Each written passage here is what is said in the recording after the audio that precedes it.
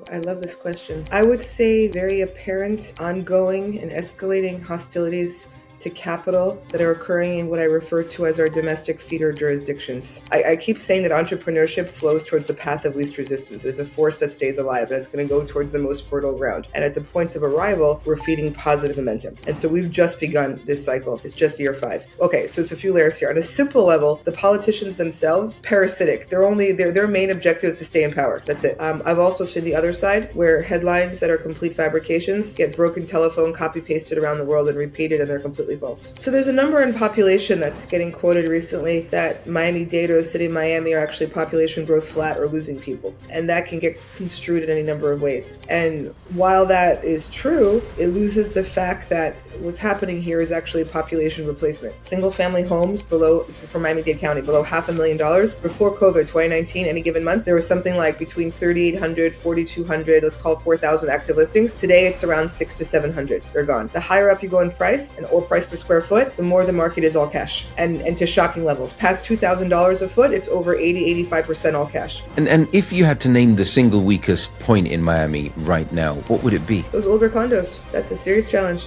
And then the one that's like really where you're like, oh no, is when somebody comes in and they're so happy they're like, oh, look at this, to my point of like, it's going to be great. And it's a project by someone that I wouldn't, buy a cup of coffee from. Anna, you've said Miami is about year 5 of a 20-year shift. What is the single strongest fact that makes you say that with confidence today? Ooh, I love this question. I would say the very apparent, ongoing, and escalating hostilities to capital that are occurring in what I refer to as our domestic feeder jurisdictions. Momentum cycles build. Nothing exists in a vacuum. The realities of our market are all created by forces that build.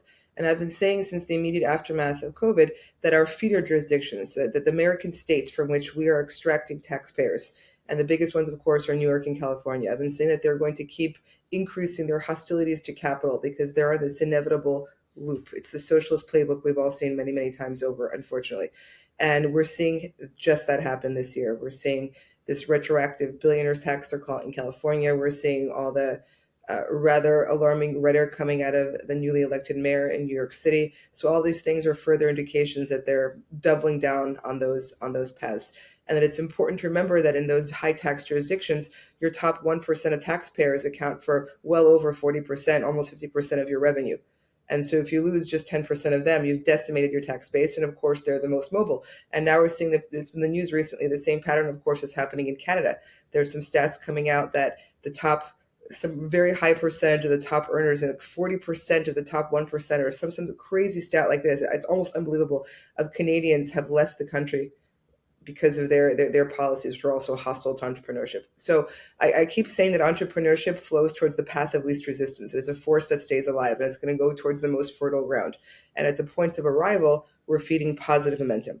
And so we've just begun this cycle. It's just year 5. They're going to keep increasing their hostilities as their budget shortfalls only widen, as they kick out capital, because of course wealth is increasingly mobile in the 21st century for all the obvious reasons of technology and so forth. And so all of this has just begun to recalibrate. Thank you for that. And why do you think, on a very simple level, they're doing this? So you brought up New York. Fine. What is the feedback, that you've got from New York? And why do you think they're going down this route? Obviously, it's the socialist mindset. You've touched upon it briefly. But if we dig deeper into that, why do you think that is? Interesting. So the politicians themselves, people will ask me, they'll say, Chicago's doing the same thing. They'll ask me, well, these states or these cities or whatever, these jurisdictions are already hemorrhaging taxpayers. It's very obvious. Why then would somebody newly elected double down on policies that are just obviously going to continue this to some extent, policies that will obviously not attract money back to the state, right? Why would they do this? It's so obvious. Okay, so it's a few layers here. On a simple level, the politicians themselves, they're just parasitic. Their main objective is to stay in power. That's it. So if you see their actions from that lens, it makes sense. They're not aligned with the long-term prosperity of their jurisdictions. So they're pandering to their base, and their base is not the people that are leaving. So they're going to keep pandering to the increasing percentage of their population that does not pay in, and that's what keeps them in power. They just want to stay in power. That's it.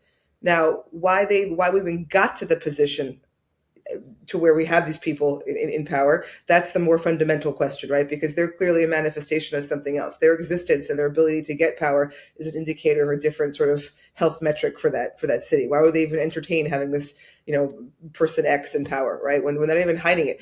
I mean, I grew up in New York City, so this actually makes me quite sad. I've been here for 13 years, but I grew up in New York City. I remember before the election, I was just late at night on Twitter, and I hadn't really paid attention to Mom Donnie that much, and I saw some video clip of his, and I thought it was an AI spoof that somebody made to make him look bad. I couldn't even believe that he would say these things. I said, oh my God, he's actually saying this. The man was quoting the Communist Manifesto like he's telling you. And now they have some nonsense in the news about government. It was just this week about government run grocery stores, and each one's going to cost over $30 million to open. Like, what? And it won't. The whole thing is it's like a parody. It's a South Park episode. You can't even make it up. So they just want to stay in power. They're going to continue being who they are to stay in power because it's working for them. But the more baseline question is, why are they even there? And then we get into a more complex answer of the life cycle, momentum cycle. So I was in a forum last year, The Real Deal, where I said that we harken back to the adage of strong men creating good times, and weak men creating hard times, and all that whole cycle. So that's kind of where we are in the life cycle of this. Life gets so good that there's an inevitable sort of, people take for granted what it took to get them there, and they start changing the underlying principles of their city. And what happens in places like New York and like California, we're seeing now, is there is tremendous waste in their budgets. Thank God we have Twitter as a transparent tool now, because we're seeing it. All these crazy charts of how population has only gone up a tiny bit, and then all their spending has skyrocketed, all the fraud, the corruption, the waste, the entitlements. So it's like a runaway train of entitlements and fraud. And that at its baseline is what's driving all of this in places like New York and California. No, and understood. And in terms of moving on from the 5 year, what would you say the 10 year needs to look like for you to say the thesis is still on track? Oh, good question. So I was asked in the immediate aftermath of COVID if I was concerned that, because we already started to see this exodus of people leaving, for example, New York for Florida. And I was asked if I was concerned that this would change the voting trajectory of the state, that would make the state more blue. No, I'm a registered independent. I don't like either party, but we have patterns in America. We have patterns in America where the blue states tended to be high lockdown, high tax states. They're the ones losing population. And the red states, the Republican-led states, are the ones that are gaining population. That's just a very, very clear pattern. It is what it is. I don't like either political party, but that's the pattern. And so people were asking me if the people coming from New York would turn the state, Florida used to be purple, then it became solidly red now, if it would turn the state the other way. And actually, at the time, I said, actually, no, I don't think so. I think the true believers are going to stay, and I think that the people who are coming are going to be leaving because it's not just for taxes. There's so many lifestyle and ideological things that are in alignment with the tax rate, if that makes sense. It's not just the tax rate. It's the places that tend to have the zero tax rate also tend to have higher perceptions of freedom of capital, higher quality of life, less woke policies, which became a real thing. That became a real thing with schools and everything else. And so people are aligning along ideological and belief system lines also. And what we've seen happen in Florida is that, actually, I was right, thankfully, is that the state, in the wake of this, while we've had this influx of new people domestically, the state has become more red. It's voting much more on the Republican side. And so it's kind of holding. So what I would like to see in 10 years out is this continuation of this, which I think is going to happen. I think America is dividing along ideological lines, which are coinciding with tax rates, because that's where those policies kind of intersect. So by year 10, I would expect to see these voting differences even widened. Do you see this as a long shift or a cycle? So you're seeing the trajectory change in one way or another, right? For better or for worse, right? That's yet to be seen. But everything moves either in a cycle or it's moving as an exponential. What do you think this is? I mean, everything's a cycle. This is history. Nothing stays the same forever. We're always in a cycle. It's just a question of identifying. It's almost fractal. It's cycles within cycles within cycles. And we're always in a cycle with another cycle with another cycle. So it's just a question of identifying what's driving it and where you are in the lifetime of that cycle affecting you, so you can align with it. I mean, to get really kind of baseline and philosophical on this, right? It's okay, look, I always say that New York City was the capital of the 20th century world.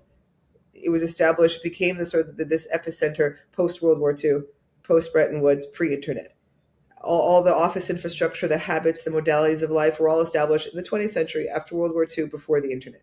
The internet came at the end of the 20th century, and it came piecemeal. It wasn't this amazing fast thing we have right now. It was incorporated piecemeal. And we never broke habits. People are creatures of habits. COVID came and in many ways functioned like a war in the sense that it constrained the emotions of people. It broke habits.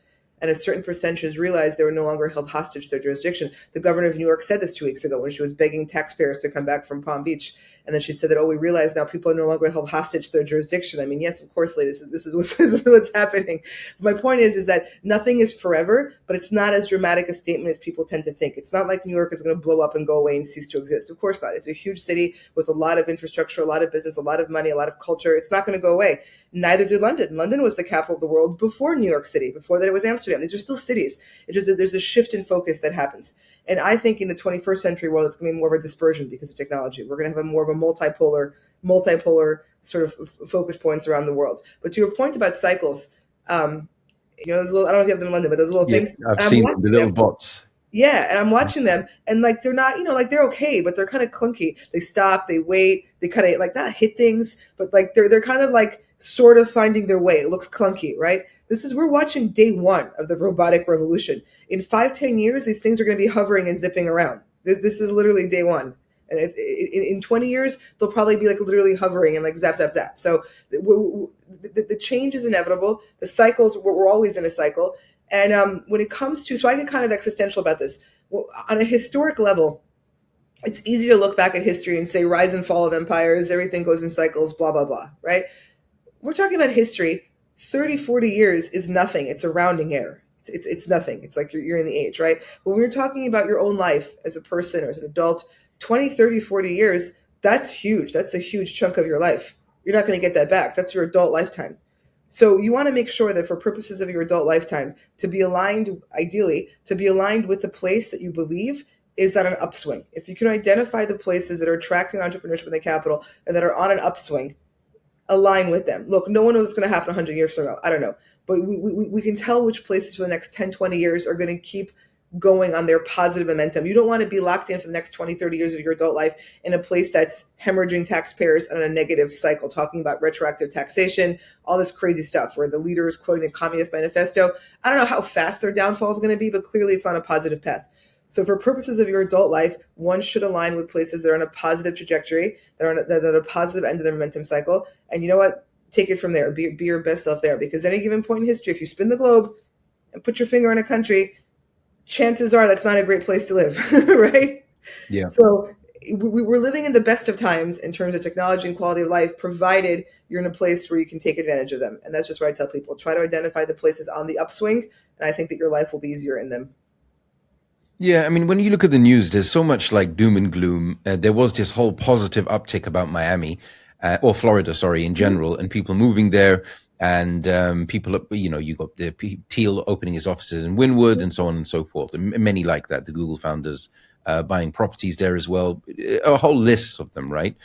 However, there's two sides to it. There's what the media portrays, which sometimes is positive and negative. So they could say, look, everyone's moving to Florida, but then the reality on the other side is in Miami, I mean, there's I think 3 years supply of condos just sitting on the market. Now, this is something that I've read, not verified, but from multiple sources, especially dealing with you. I'm gonna clarify that. However, Coral Gables, other popular areas, they're turning around in about 3 months as they come onto the market. But the point here is when you see something on the news to what you are analyzing and drawing up, and when the numbers differ, which numbers do you look at and trust first? I've corrected the news quite a bit over the last 5 years. I'm sure I you work have. with, yeah, I work with a lot of reporters who are great. They do great work. I've also seen the other side where headlines that are complete fabrications get broken telephone copy pasted around the world and repeated, and they're completely false. And I see this. I can recognize it very easily in real estate because it's my industry and I'm always looking at these numbers, so I know when something is just obviously false. But when I see something, a headline that's complete garbage, copied and pasted around the world, again, I recognize it because I know the topic, but it makes me wonder how much does this happen to other topics too, right? It's not isolated. I just know this one because it's my industry, but the same thing must happen at scale on other topics. So I put out quarterly reports. I segment the market. I take raw data, and I draw my conclusions from there. The press very often has an agenda or a thesis they want to attract a headline to. And I noticed that in the first years, especially of our transformation post COVID, there was a lot of resistance in mainstream American press to the positive Miami story. They almost resented it because many journalists are based in, grew up in, went to school in from what I refer to as our feeder jurisdictions. And their belief systems, in many cases, were contrary to what's happening here. So our success, they resented the region's success because they didn't believe it should be happening because we didn't follow the same lockdown rules for COVID. Our social policies they see as different. Our taxation systems are different. So they have us in this like negative camp of how life should not be. And yet we were flourishing and it bothers them. What do you think of the actual shift that is happening now? There are more entrepreneurs, more business people that are moving to Miami. It is growing pretty fast, Mm-hmm. right? When the new businesses, I mean, even when I walk around, I see new shops Yep. almost every Yep. 3 weeks to a month. There's a All the cranes, all the construction, that's not e- typical either. Yeah. exactly, exactly. And it's attracting a wealth of investors. But coming back to the people, what is, in your experience, one number that gets quoted all the time but tells people far less than they actually think? So there's a number in population that's getting quoted recently that Miami-Dade or the city of Miami are actually population growth flat or losing people. And that can get construed in any number of ways. And while that is true, it loses the fact that what's happening here is actually population replacement. The people that are coming in have much higher median incomes than people that are leaving. And you mentioned the condo market and inventory. So just to go back to that, that's a great Sure. point. The condo market has a different dynamic going on than the single family home market right now because there was a statewide law change that required associations, condominium associations, to have reserves. This is a new law. Before they didn't have to, and they were able to keep their monthly maintenance fees at a certain level because they were not doing other things with it. Long story short, there was a law change, and now all these associations are required to meet these reserve requirements, have more frequent building recertifications, a whole bunch of stuff. And this is affecting older housing stock because many of them had sort of kicked the can down the road, not done these things, and kept their monthly costs low. And so now we're seeing a doubling, a tripling of these homeowner fees, these HOA fees in these buildings, and that makes it very, very hard to sell them. And they might have a slew of assessments in the horizon, which will, which usually is tied to construction work, all this stuff. So there's like headaches, massive headaches in these buildings, and it makes it very hard to sell them. And so when you look at in the single family home market, this is not a reality because they're houses. There's no HOA, so there's a different dynamic. So in the condo market, when you look at older housing stock, there is a significant percentage of older condos that are affected by this state law change, and it is very hard. It is hard to sell them. They are challenged. Now, when we look at the condo market, it's important to recognize that there's a huge difference in behavior between new product and this older product. Massive. The older product is not transacting well. Transaction volume is down. All these things. When you look at new product, and an easy way to do this is to isolate on a price per square foot basis because things at a higher price per square foot are by definition new. That type of thing was not built before. So even a very simple $1,000 a square foot and up, which is barely even now due to construction costs, land costs, all of that, there's no new product, no new condo inventory in the pipeline. Tri-County, South Florida, I keep saying below 1,000 a foot, but even that's not true. It's like 1,200 a foot. It's impossible to deliver. So at 1,000 a foot, by definition, we're looking at new product in the resale market, right? In the resale market, stuff trading that was built in the last 5 years, let's say. Maybe 8 years if there was something fancy before, but whatever. So transaction volume past 1,000 a foot is at all-time highs, record volume Q1 this year, both single family and condos. The same patterns apply when we look at overall pricing past, let's go to a very high amount, past $20 million a year, all-time highs. So when you segment the market for new prime product, we're actually seeing huge orders of magnitude differences in volume now versus pre-COVID, and it's sustained. It keeps getting higher because the new prime product is what's attracting the incoming wealth and talent migration. It's appealing to the appetites of the new people coming in because in a global scale, even though we had significant over 80% median price increases across the board since pre-COVID for single family or condos, we're still priced less than other global cities. And the stature of the region, the city, it's kind of ascending to those levels, and we're still a deal. So the new prime product is transacting at record transaction volume. That's the big divide in the market. And the older product for condos is challenged because of this law. So you mentioned Coral Gables having 3 months. Yeah, Coral Gables has very little condo stock. And a bunch of it is new. It's mostly a single family home market. And the inventory is very, very tight. Basically, single family below 5 million has almost disappeared in these regions. And as a stat for everyone here, showing the kind of like the rising of the floor. On a county level, single family homes below, this is from Miami-Dade County, below $500,000 before COVID, 2019, any given month, there was something like between 3,800, 4,200, let's call 4,000 active listings. Today it's around 6 to 700. They're gone. It's down over 80%. And that's a permanent rising of the floor, because anything new is getting, anything old is getting purchased for land value, replaced with something new, construction costs, blah, blah, blah. It's done. Below 500,000 has ceased to exist. It's a permanent rising of the floor, which of course has affordability implications, bigger questions, blah, blah, blah. But that's basically what's happening in the market. Yeah, and you often say Miami is not one market. So where is the real line today between the strength and the weaknesses? Again, the more we look at transaction volume and sustained levels at sustained action at levels that did not exist before COVID, it's at new and prime. New and prime property, for especially for end user, is probably undersupply. And that one lever, so for example, at corridor level, where is the real strength and where is it mostly just hype? Because you often see these videos online, news, media, all of it.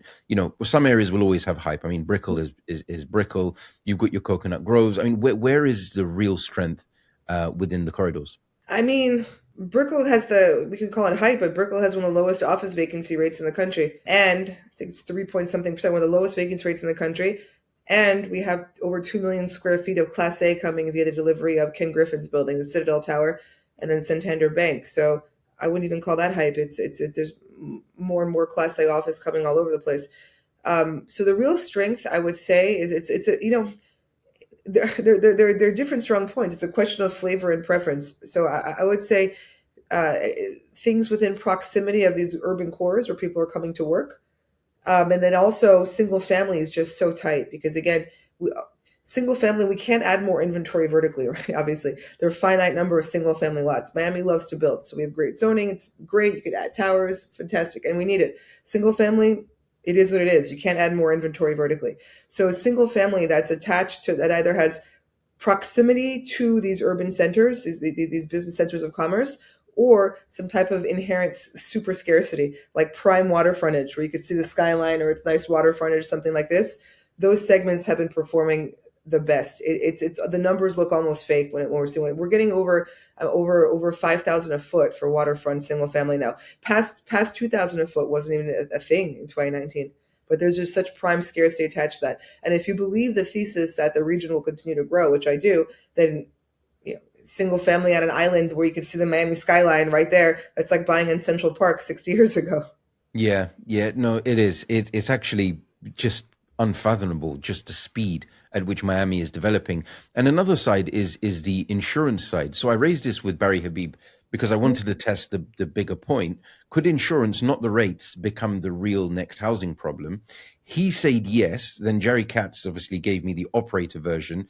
And he said that in Florida, insurance can wipe out the NOI, cut loan proceeds, and actually kill the deals totally. But when you look at Miami, where does that pressure hit first? I mean, look, the insurance points are very valid. Insurance is definitely a challenge. It's come down a little bit, so it's ceased to, the climb has stopped. I look at these questions, and on a deal level, absolutely right. It's a challenge. It's something to address. Yes.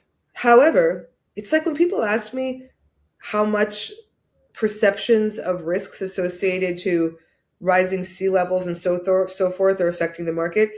I kind of put it in the same camp where you're like, is it a concern? Like, what's happening? Because when you look at the actual market, you don't see it reflected in the action, if that makes sense. So, like the sea level question, people ask me, they're like, oh, isn't that a thing? And I said, well, I mean, Ken Griffin's building an office tower right in the water, and all of these houses that are getting record level pricing are on the water. So to the extent that this variable is affecting pricing, maybe it is, but the trajectory is still up and people are still placing capital in. So I actually have this very similar answer for insurance. It's absolutely a challenge, but despite that challenge, market action is what market action is. So for whatever reason, the extent to which it's priced in is not affecting the trajectory of the market. I see, but when does it affect the trajectory of the market? Because if the insurance prices keep rising, and the insurance companies, I think, are leaving at the same time. Yeah, this has been happening. Yeah. It's not new. It's been happening. They have been leaving. And I believe that insurance has stopped going up. I think it's actually come off the highs and it never affected the trajectory. So, you know what? It's like, what are the forces that are creating the trajectory? So it's absolutely a challenge, right? But it's being, for some reason, the extent to which it's being considered has not affected the trajectory of the market. Maybe it did. Maybe it would have been even more. I don't know, right? But the trajectory still is what it is. So it's kind of like, is that a greater force than all the other forces that are pushing the market? And I don't think it is. So I think that it's a challenge that's being accounted for clearly, and I think that the forces that are creating what's happening here, that are pushing the investment and the money to those products, I think are stronger, are not going to go away. So it's going to be dealt with. Yeah, I guess you'll always have developers building. You'll always have people buying. If there's demand, if they're coming, right? If there's demand, Yeah, exactly. yeah, correct. I do feel that there is an underwriting problem in the industry when I Mm-hmm. speak to different agents, and Mm-hmm. when No, no, because it does change the cash flow of a property. It does change the NOI, which ultimately affects the valuation at the same correct, time. correct. But I think the more, well, I mean, it creates an opportunity for people who are factoring it in and not just treating it as a line item, and really working their way around it to treat that, head on properly. And I think it's more to do with education, because when I speak to a lot of agents, they have no idea about it from that perspective. Some do who've been around for a very long time, but I do foresee it, and I'm keeping my eye there very very tightly. But you've also said that cash changes the maths in Miami. And what risk does cash take off the table, and what risk does it leave untouched from your perspective? It changes the leverage game. That's one of those things. It's UBS published this kind of egregious report last year. They used Miami as the headline as an example. They said Miami biggest bubble. It was called their bubble report, and it was such a poorly put together thing. They had this analysis of a basket of cities across the world, and they said that Miami was the biggest bubble risk. And page 11 of that report, everyone, is the Miami page, and they have really small print. And in the last paragraph of the Miami specific, the Miami dedicated page, they say something like, despite the rapid increase in pricing, we do not foresee a near-term price correction. Where's the bubble? Anyway, Yeah. the whole report based their bubble conclusion on the speed of price appreciation, and nowhere in this report did they mention the usage of cash versus debt or leverage or anything like that. It was amazing, and they also had like 5 sub-indices they used to create this definition, but they only sort of defined 3 of them or 2 of them, and then within those 2 sub-indices, Miami was ranked first or second on the good side. It makes absolutely no sense. The report is horrifyingly bad, and it was all written by these Europeans who are probably also heavily leaning on the socialist side. Whatever. I have my theories of ideological alignment that create these things, but anyway, the report nowhere mentioned cash. And so the previous, when there was the real estate crisis, obviously what happened here? We had crazy usage of debt, liar loans, leverage, all of these things, and the market imploded like a flammable house of cards, right? Because that's what a bubble is. The underlying assets can no longer sustain the debt, and it crumbles. Okay, fair. In this case, we have the opposite setup. Especially that I mentioned at the high end keeps transacting more and more and pushing the market up. The higher up you go in this market, it's a very clear pattern all throughout Tri-County, South Florida, Palm Beach, Broward, Miami-Dade. The higher up you go in price or price per square foot, the more the market is all cash, Yeah. and to shocking levels. Past $2,000 a foot, it's over 80-85% all cash. At $1 million, the Miami market is over 70% all cash for condos. So it's a heavy, heavy cash market. So what it takes off the table, the risk it takes off the table, is this kind of precariousness that can be a function of leverage, where things can just crumble and turn. It's a floor to the market, and we also have very high levels of home equity. It's just the market is very, very solid. It's not speculation. It's people who are allocating capital. Look, maybe they're doing a refi later, maybe they're doing something later. I don't know, but just the heavy, heavy all cash percentages are a very different setup than what was had before when people want to talk about bubbles. Completely opposite. So it's basically protecting the market from a repricing event, which is probably Correct. the worst thing that could possibly happen, right? Correct. That's right. That's right. Yep.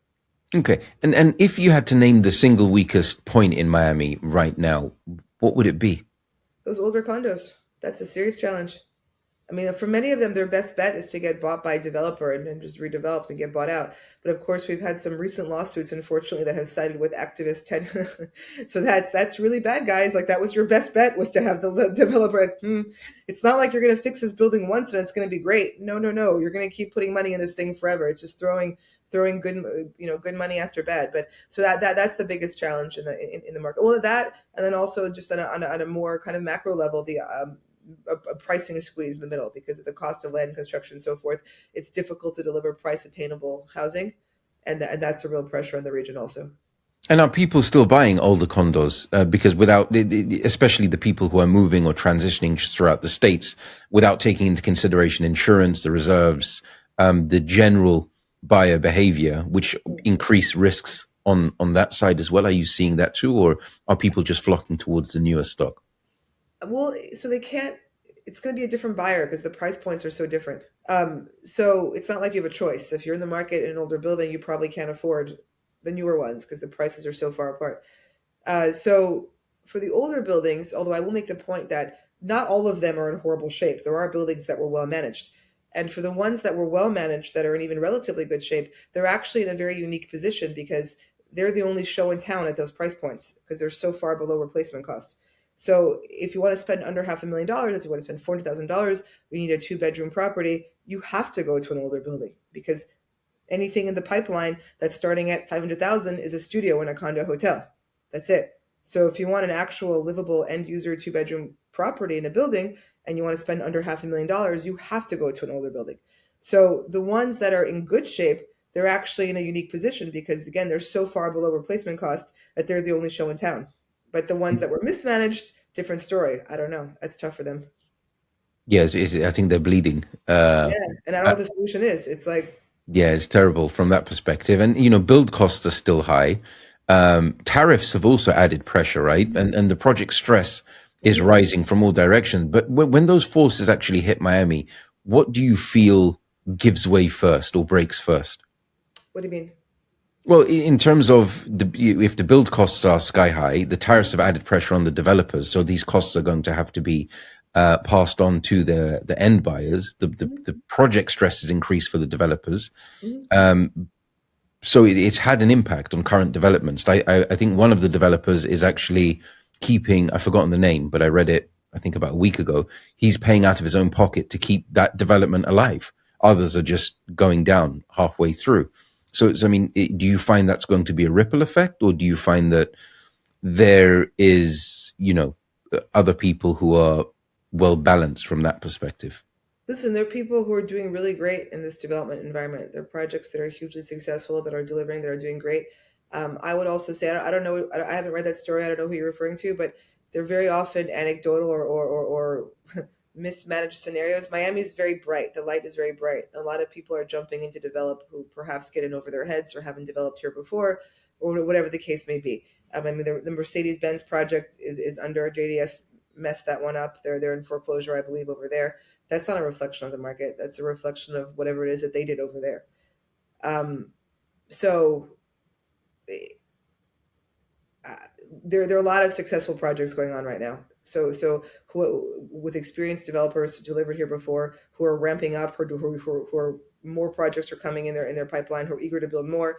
I mean, I know people who have multiple projects going on right now who are launching yet more projects because they've had great success with those. And these are people who've developed here for decades. So I would say it's actually quite healthy, the development landscape. And there's always, listen, developing a big project is not easy. There are a lot of moving parts. There are a lot of things that need to be taken into account. And so, in a good market, in a bad market, there are always people who are going to have challenges. But overall, the pipeline, I would say, is doing very well. I see. And your work is data first and it's anti spin. So you've got an insight into Yeah, all and of I do this. a lot of work. Yes, correct, correct. And then also I do a lot of work with developers, helping them figure out what to build. So I actually keep track of the whole pipeline in kind of great detail. For projects that are well executed, this is still a good time to deliver product because people are still coming. I see. And at the same time, you're also publishing research on the other side, and you advise buyers through Miami Deal Sheet. Correct. Uh, Correct. Yeah. So yeah, I think it's so. So Analytics Miami is the first entity, and I started that about 10 years ago, and that's where I publish quarterly reports that have become an industry standard. So Q1 is coming out shortly, 2026, and I do kind of a segmented analysis of the Miami-Dade market, um, and I do two things. So I do consulting, and then also I do brokerage. And one of the things I launched with Miami Deal Sheet is to help the consumer on the pipeline, because we have this huge pipeline, probably the biggest pipeline in the country. Like, we think it's normal to drive around and see cranes everywhere. It really isn't. The city is growing very fast. Now, as a consumer, when you're coming to purchase pre-construction, you actually cannot do your own homework. When you're purchasing resale, you go to Zillow, you go to Trulia, whatever. You can poke around, you could do your own research, because all these things are in the MLS, the multiple listing service, and they get where realtors or brokers put in listings, and it gets syndicated out to all these third-party tools. And so as a consumer, you can go and see what's sold in the neighborhood, what's for sale. You could do all your homework. You could check out the market. When it comes to pre-construction, you actually cannot, because none of it is in the MLS. And so you could do two things as a consumer, really, if you don't know what to do. You can go to a major brokerage, and that brokerage has a basket of properties they sell, and they're going to sell you their book, almost certainly. You can go to a random realtor, not to disparage most realtors, but very few people have any knowledge of the pipeline. They've probably heard a few presentations, and they're going to talk to you about that. It's not easy to assemble the whole pipeline. Like, it's difficult for me. So I'm telling you, they don't have it. And then Yeah. on top of that, you also need to know who actually delivers good product. Anybody can make a pretty brochure and say, look, I'm going to make this amazing thing. But, like, are they? What have they done before? Who are they? Where's their money coming from? This isn't as easy as it seems. These are actually very important, big questions. And so you kind of need to have the whole assemblage of what's happening, plus actual behind the scenes personal knowledge of what's going on, who's going to deliver, who their partners are. Like, it's a whole thing. And so I happen to have great knowledge of all of this. And so it's a brokerage that's focused upon guiding consumers through the pipeline. No, and what is the first sign that tells you a buyer is walking into trouble? Or, like, give me some stories or some examples that you've had. Oh, so many things. Wow. I mean, so many things. I I mean, one that stands out, like, one that's an exceptional case and one that's like a common um, everyday case. I mean, for pre-construction, you mean? Yeah. Yeah.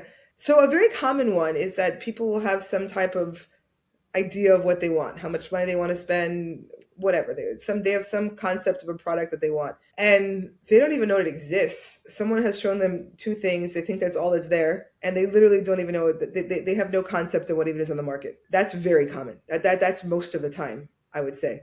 Because, again, to have a clear understanding of what's in the market, what's being delivered, what's actually selling, you have to know the whole thing, and almost nobody does. So people are presented with a tiny percentage of what actually is available to them, because that's the only thing that person knows about. That happens all the time. And then the one that's like really where you're like, oh no, is when somebody comes in and they're so happy they're like, oh, look at this, to my point of like, it's going to be great. And it's a project by someone that I wouldn't, buy a cup of coffee from. Right. And I'm like, oh, okay. Like, that they're not so many, but that happens sometimes. And how would they know? And sometimes I wonder, these people who constantly have lawsuits, who constantly have all these issues, they keep doing stuff, and it's like nobody knows. It's amazing. That's the worst example. Yeah. Yeah. No, you've definitely got that insight. And when you're doing your research, have you ever said something publicly that was bad for business, but it was true in your view? Because you're dealing with the developers and the end users at the same time, right? Correct. So before COVID, if you look at older articles, like 2018, 2017, so COVID has very much supercharged this migration of wealth and reshaping of America. We were in a very different reality then, and we actually had an oversupply of luxury product, luxury condos specifically then. And I was one of the only people in the press saying this. I was publishing stuff saying we have X months of inventory here, there, and I was right. And I was probably the only one saying it.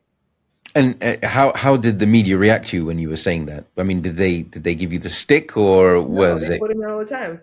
I remember okay? I had some articles where, poor guys, it was the real deal. I was in this article, it was my picture, and it was like 5 or 6 developers behind me, and they had my quote at the top of some, like, my accurate observation of the oversupply in the market. I remember going, oh, sorry guys.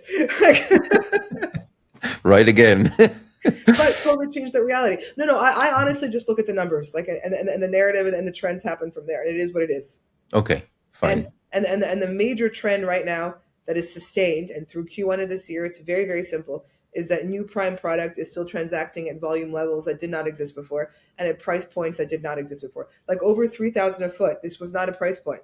And now it's a reality for single family and condos in resale, not even including the pipeline. So I look at trends, numbers, and again, when you look at data sets, you want to, if you see sustained realities that did not exist before, like this, transaction volume past 3,000 a foot, this indicates to you that there's a new force in the market. If the reality now is vastly different than before and it's sustained, there's something new that's driving it. And that's what we have now. And it's very clear when you look at data from the census, the IRS, of what's coming in globally and domestically, that's what's creating it. And then you have to ask yourself, would this change? Okay, well, for this to change, we would have to have a reversal. We would have to have a net exodus of high value taxpayers back to the high tax states, which I find very improbable because those high tax states are only increasing their hostilities to capital.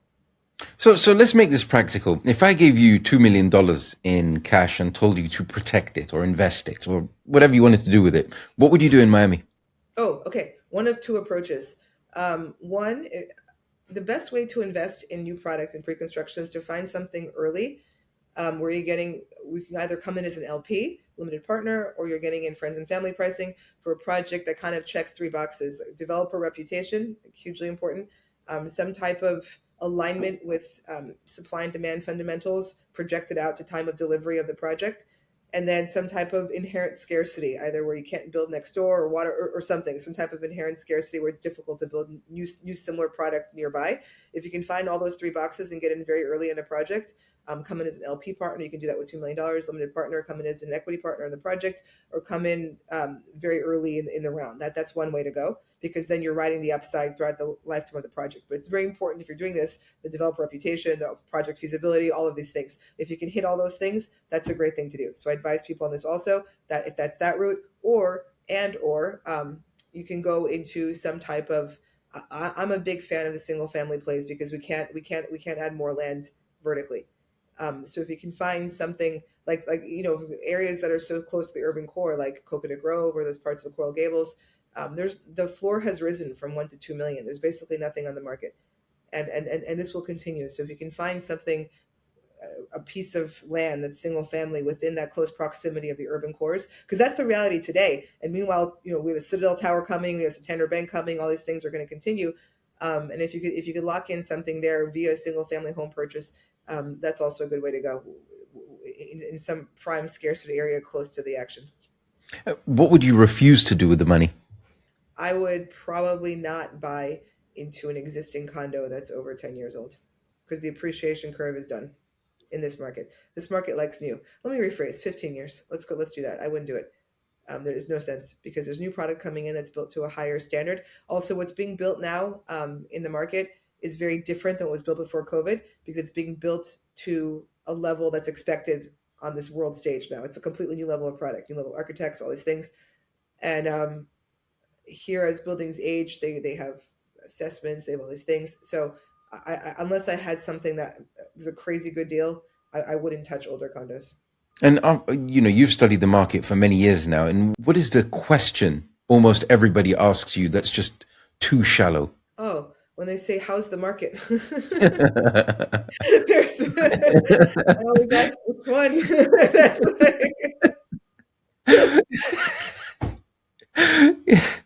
I should have guessed that. That's a hard one to answer.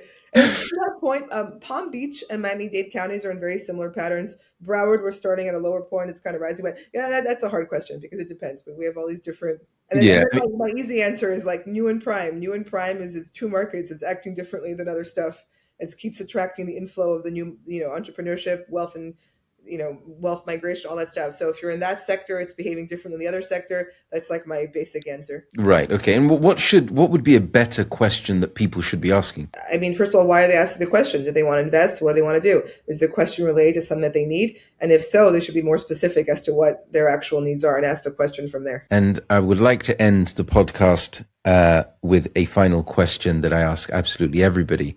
If you were to give your last 30-second speech, what would it be? 30-second speech. I would say that, going back to what I said earlier, that entrepreneurship flows towards the path of least resistance. Nothing is forever. Human nature is the constant, and change. We say history is change. What is change? It is the cyclical aggregate of human herding behavior. Humans herd, and places have cycles. And so I would say that for the purposes of your adult life, you should align yourself with a place that is on an upswing. And I think it's very clear that South Florida is one of those places that will continue to build positive momentum and that will continue to benefit from the flow of entrepreneurship, wealth, and talent for at least the next 20 years. That's great, Anna. Thank you so much. It's been a pleasure having you. Thank you. Likewise. Thank you for having me. Great conversation.